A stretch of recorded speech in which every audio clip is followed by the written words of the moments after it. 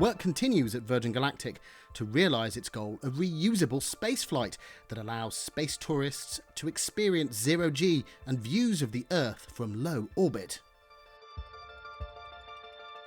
I spoke with Virgin Galactic's Chief Space Officer George Whitesides about spaceflight testing during the pandemic. We've had a great run so far this year. So the next flight we're going to do will just have 2 pilots in the front. Soon after that, employees who will help us test the experience to make sure it's absolutely amazing for our customers. Virgin Atlantic has announced plans to cut more than 3,000 jobs in the UK. The economic effects of the COVID-19 pandemic have caused big problems for Virgin Galactic's founder, Sir Richard Branson. Happier times when Sir Richard Branson launched Virgin Atlantic. The billionaire requested a financial bailout from the UK's government for struggling Virgin Atlantic, hit hard, like all airlines, by the collapse in air travel due to the pandemic. The UK's government rejected the bid. This week, a UK court also heard the carrier could run out of money if its creditors don't approve a £1.2 billion rescue package, which has now been secured through private funding. And as part of the court-sanctioned process which needs the creditors' approval, Virgin Atlantic has filed Chapter 15 bankruptcy protection in US courts.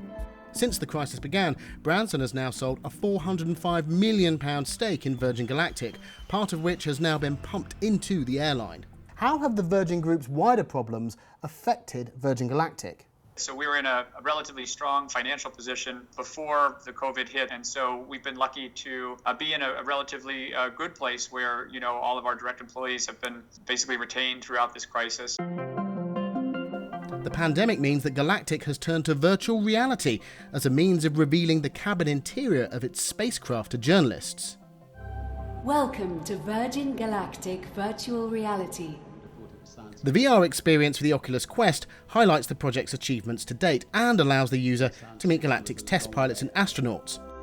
My name is Kelly Latimer and I'm a Virgin Galactic pilot. As well as giving us a virtual taste of spaceflight.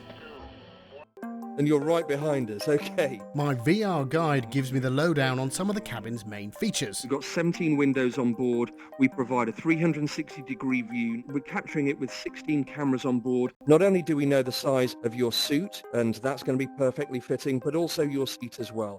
I bid Jeremy farewell and continue my virtual space odyssey solo.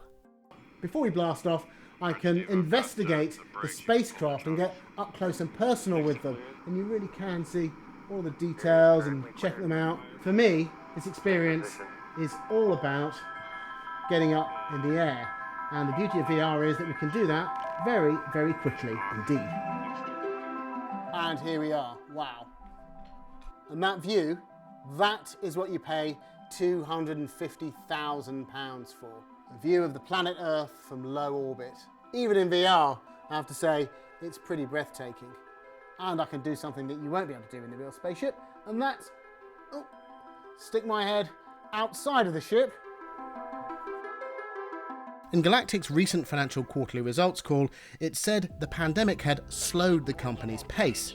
Its latest plan suggests Sir Richard Branson will take a flight to space in the first quarter of 2021, with actual paying customers following later in the year. For those of us who don't have £250,000 to drop on the real thing, the VR is perhaps the closest we'll get to a jaunt in low Earth orbit.